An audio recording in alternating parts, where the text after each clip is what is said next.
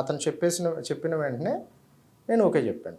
ఒక కథని ఓకే అన్నాను కాబట్టే నా మనసులోంచి ఇమ్మీడియట్గా ఆ డైలాగ్ వచ్చింది. విన్నప్పుడు ఆ ఆలోచన నేను డిసైడ్ అయ్యాను కాబట్టి అందులో ఏముందో అది నేను తీసుకోగలిగాను, అది నేను పట్టుకున్నాను కాబట్టే అతను కూడా ఊహించిన డైలాగ్ వచ్చింది.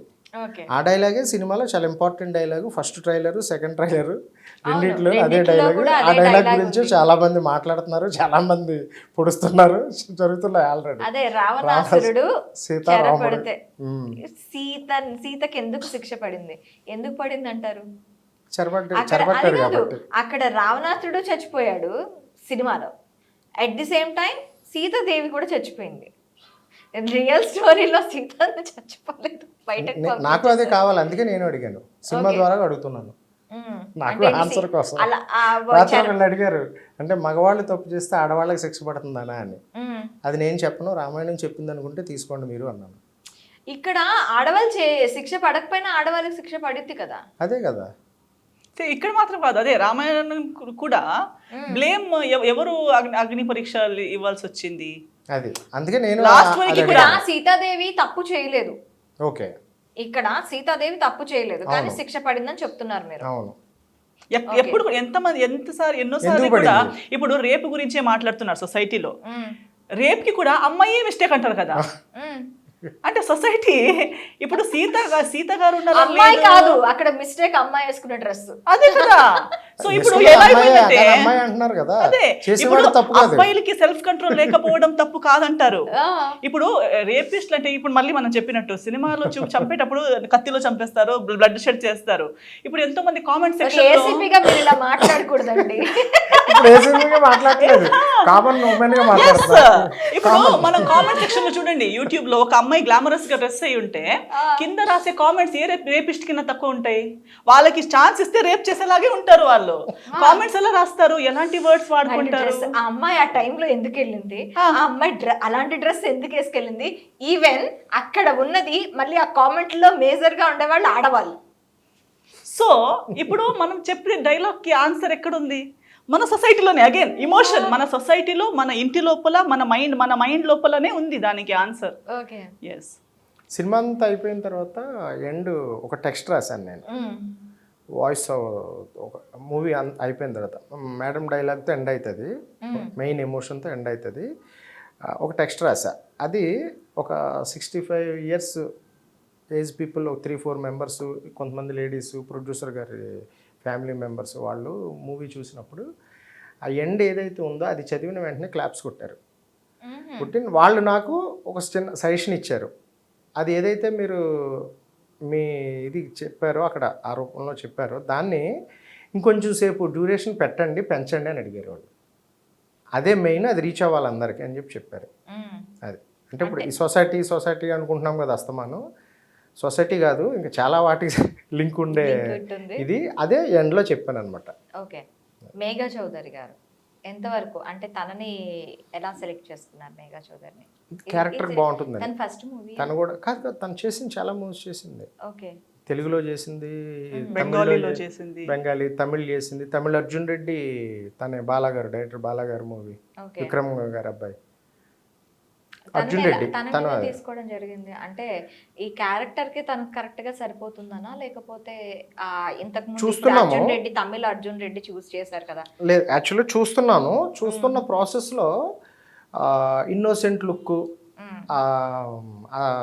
డీసెంట్ లుక్, అది మన ఫ్యామిలీ అంటే న్యూలీ మ్యారీడ్ ఉమెన్ క్యారెక్టర్ అనమాట. మ్యారీడ్ అయిన తర్వాత నుంచి కథ స్టార్ట్ అవుతుంది ఆ క్యారెక్టర్కి.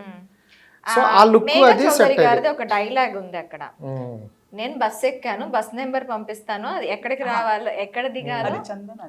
మీరు చెప్పేయకూడదు, వాళ్ళు అనుకుంటారో వదిలేద్దాం. ఇప్పుడు ఇందా చెప్పాం కదా, ఎవరు వెర్షన్ వాళ్ళు వేసుకుంటున్నారు. ట్రైలర్ అది తను కదా మేఘా చౌదరి గారు. మేము ఎలా చెప్తాం, సినిమా బస్సులో కూర్చొని చెప్తుంది అమ్మాయి, ఈ అమ్మాయి కదా చెప్తుంది బస్సులో కూర్చొని కాల్ చేసి ట్రైలర్ లో. అది వాళ్ళు అనుకున్నదండి, వాళ్ళు ఏదో ఏమనుకుంటున్నారో అనుకునే వాళ్ళు. కన్ఫ్యూజన్ అంటే ఎలా కన్ఫ్యూజన్ ఉంది అంటే, ఓ పక్క రేపు సర్ప్రైజ్ ఉంటే ఫీల్ అవుతారు. నిన్న ఒక ఆయన కథ వేసుకున్నాడు కదా, ఒక లైన్ కథ చెప్తారు కొత్త కదా, అవునా అంటే మీరు మా దగ్గర నుంచి కూడా కొత్త కథలు తీసేసుకుంటారు. అంతే కదండి మరి రైటర్ సోమ ఎల్స్ అదే పని మాకు. నేను వచ్చే మరదలు హీరోకి మరదలు మేఘా చౌదరి గారా లేకపోతే ఇంకెవరు అక్కడ? 19th చెప్పేస్తాను. 19th వరకు టైం ఉంది చెప్పేస్తాను. ఇంకెంతండి 6 days కదా, 6 days కదా, అంతే 6 days. కన్ఫ్యూజన్ తో థియేటర్ వరకు ఆడియన్స్ కన్ఫ్యూజన్ కాదు అది కన్ఫ్యూజన్ కాదు, క్యూరియాసిటీ. అది చూడాలి, అదేంటి అది అయి ఉంటుందా. మరదలైతే ఏంటి కథ, ఇంకోటి వేరే ఫ్రెండ్ వైఫ్ అయితే ఏంటి కదా అని ఒక 2 వెర్షన్స్ ఉంటాయి కదా మీకు. క్లారిటీ వచ్చింది ఇక్కడ. ఒక 2 వెర్షన్స్ వేసుకుంటారు కదా. యా మరదలు వెయిట్ చేసింది, పెళ్లి ఇంకొకరితో అయ్యింది, పెళ్లి చేసుకునే అమ్మాయి మోసం చేసింది. వేరే లెవెల్కి వెళ్ళిపోతున్నాయి స్టోరీస్ అన్ని. కాదా? అస్సలు కాదా? కాదు, ఇంత ఈజీగా గెస్ట్ చేయగలిగితే మనం ఇంత ధైర్యంగా ఇలా సినిమా గురించి మాట్లాడము. సో డెఫినెట్లీ మీరు గెస్ట్ అయితే చేయలేరు. అది కూడా ఉంది కదా కింద. ట్రైలర్ ఎండ్లో ఒక లైన్ వేసాను కింద క్యాప్షన్, గుర్తుందా? yes ఇదే it is not what you think. Okay నేను అది అంత ట్రైలర్ ఎండ్ షాట్ లో. మరి ట్రైలర్ అంత ఇంపార్టెంట్ కాదు, ఆ ఎండ్లో వేసిన ఆ 1 word ఇంపార్టెంట్. ఒకసారి చూసేనా? అవసరం చెప్పేస్తాను. Not just who you think, not just who you think. Who you think. Okay అంటే మీరు అనుకుంటుంది ఏది నిజం కాదు. అనుకుంటున్నది ఏది నిజం కాదని కాదు, మీరు అనుకున్నది ఏది కాకపోవచ్చు, లేదా మీరు అనుకునేది కాదు. ఇప్పుడు మీరు కథ చెప్పారు. ఇప్పుడు అది కాదు, ఒక కన్ఫ్యూజన్ తో కూడిన క్యూరియాసిటీతో కూడిన ఒక కథని ప్రేక్షకుల ముందుకు తీసుకెళ్ళబోతున్నారు. కన్ఫ్యూజ్ అయ్యారా మీరు? ఇక్కడ ఎవరి క్యారెక్టర్ ఏంటి అని కూడా టాపిక్ లో కాదు, ట్రైలర్ చూసి అది చాలా క్లారిటీగా ఉంది అందరికి, అది ఒక్కటే క్లారిటీగా ఉంది. కాదండి అది కాదు, అందుకని కాకుండా మిమ్మల్ని కూర్చోబెట్టినట్టున్నారు డైరెక్టర్ గారు. కాదు మీరు మన టాపిక్ లో వల్ల కన్ఫ్యూజ్ అయ్యింది కాదు, ట్రైలర్ లో కన్ఫ్యూజ్ అయ్యారా? ట్రైలర్ ట్రీజర్ లో కూడా కన్ఫ్యూజన్ ఉంది. అక్కడ నా గురించి 4 years గా, నేను 6 years గా జాబ్ చేస్తున్నాను, నా గురించి 4 years గా నా మరదలు వెయిట్ చేస్తుంది. సడన్ గా ఇంటి నుంచి ఫోన్ వచ్చింది, ఇంకో అమ్మాయి అక్కడ మళ్ళీ ఇంకొక అమ్మాయి కనిపించింది. వీళ్ళిద్దరికి పెళ్ళి అయిందా లేకపోతే ఇంకొక వాళ్ళ ఒక క్యారెక్టర్ వేరే అబ్బాయితో రూమ్ లోకి వెళ్తూ ఉండడం, తను చూస్తూ ఉండడం, అంటే హీరో అమ్మాయిని చూస్తూ ఉండడం. మళ్ళీ ఇదొక అసలు ఎవరు హీరో, ఎవరు హీరోయిన్, ఎవరు ఇక్కడ మరదలు అనేది కంప్లీట్ గా ఒక కన్ఫ్యూజ్డ్ బౌల్ గా ఉంది నాకైతే. థ్యాంక్స్ చెప్పాలి. అవును, ఎంత కాన్సన్ట్రేటెడ్ గా చూసారు. మీకు థ్యాంక్స్ చెప్తున్నాను, హార్ట్ఫుల్ గా థ్యాంక్స్ చెప్తున్నాను మీకు. Welcome, always welcome. ఇందులో నాకు ఇంకో కథ కూడా ఇచ్చారు, థ్యాంక్ యూ. ఇంకో కథ. అవునా? నెక్స్ట్ మళ్ళీ నేను కథ ఇచ్చానని చెప్పి డైరెక్టర్ గారు చెప్తారు, ఈగర్లీ వెయిట్ చేయండి. ఓకే, ఆ కన్ఫ్యూజన్ కి చిన్న క్లారిటీ ఇవ్వండి. ఎవరు హీరోయిన్, ఎవరు హీరో? అందరూ హీరోయిన్లే. అందరూ హీరోయిన్. నా సినిమాలో 3 హీరోయిన్లు. ప్రతి పాత్ర హీరోనే, ప్రతి పాత్ర హీరోయినే. ఇంకొక అమ్మాయి, అంతే హీరోలు. 2 హీరోలు. They are all tracks. ఇప్పుడు మీరు ఇంకో పోస్టర్ చూస్తుంటారు, ఇలా పోర్షన్స్ ఉన్నాయి కదా, అందరికి వాళ్ళ ట్రాక్ లో వాళ్ళు ఉన్నారు. సో ఎవ్రీ ట్రాక్ ఇస్ ఆ ట్రాక్ లో వాళ్ళే హీరో. ఓకే, అలా. సో అన్ని ట్రాక్స్ ఎలా కొలైడ్ అవుతాయి, ఒకరికొకరు ఎలా కనెక్ట్ అవుతాయి అనేది సినిమా.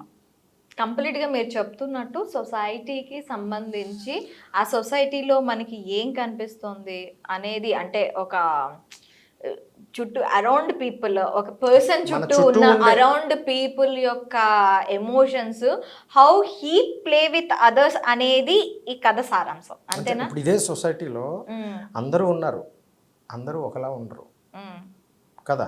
అవును, సొసైటీ ఉంది, ఈ సొసైటీలో ఉన్న అందరు చుట్టూ ఉన్న వాళ్ళు ఒకలా ఉండరు. అవును, వాటి వల్ల ఎఫెక్ట్ అయ్యే ఎమోషనే ఈ కథ.